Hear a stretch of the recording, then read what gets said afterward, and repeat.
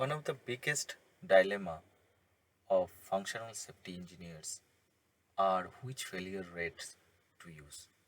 There are different databases across the globe to be used as a failure rate data. There are OREDA database, there are SINTEF database, there are EXIDA database, there are vendor specific database, and there are database built by the company or the owner based on its own failure history.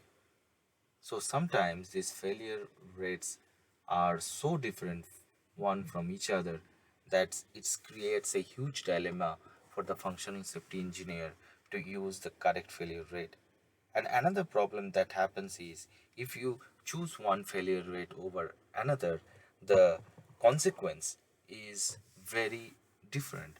I mean, you can choose a failure rate database for a pressure switch from a vendor database, and you can choose from a Exida or maybe SINTEF database, and the result maybe in one case you get a SIL 2 loop, in other case you get a SIL 3 loop. So functional safety engineers are often confused to use which failure database. To their rescue, there is a trick, or you can say there is a website which is known as SilSafeData.com, which you can use to check authenticity of your own data.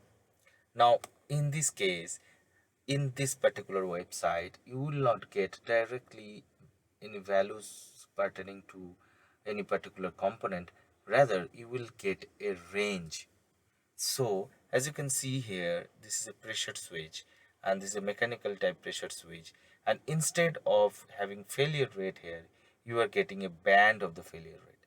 So this is the dangerous undetected low bound, and this is the dangerous undetected high bound. So instead of getting a failure rate, a precise value, you are here getting a band.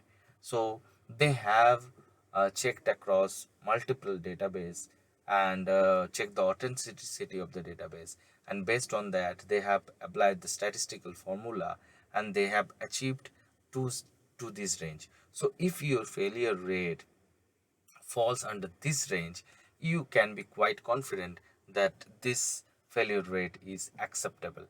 But if it goes less than that or goes more than that, then you have every right to be very spectacle, and it is better to not to use any failure rate that goes outside the range of the SIL-SAFE data.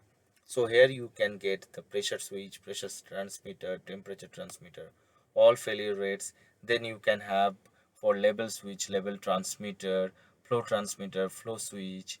Then you can have for the logic solver failure rate. Then you can have failure rate for final element, different type of actuator, piston actuator, hydraulic actuator, different kinds of valves, uh, and valve accessories are available here. So you can take a look of this data before doing your SIL calculation. So as I have explained earlier, so they took the OREDA database, they take the chemical field failure data, power field failure data, and also have the FEMIDA or statistical analysis. And based on that, they have a predictive analytics model which determines the outer and rather upper and lower bound of the failure rate. So before doing your SIL calculation, choosing the correct failure rate, always visit silsafedata.com and check your failure rate. Hope this helps you. Thank you.